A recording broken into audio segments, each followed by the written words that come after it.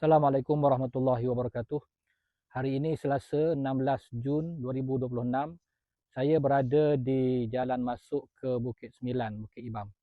Di kaki bukit yang kita dapat lihat keadaan semak samun di kiri kanan jalan masuk ini yang tidak terurus, dan insya-Allah pada hari ini akan diadakan gotong royong IBS 4.0 untuk membersihkan ataupun menebas semak samun yang ada di kiri kanan jalan ini untuk memudahkan aktiviti hiking selepas daripada ini. Dan insya-Allah pada 20 Jun akan diadakan aktiviti hiking menawan Bukit Sembilan.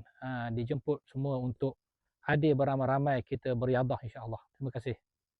Hari ini saya bersama-sama dengan YB Ustaz Nabi Ahmad Adun Ibam bersama-sama untuk bergotong royong membersih laluan ke Bukit Sembilan yang kelihatan semak sekali.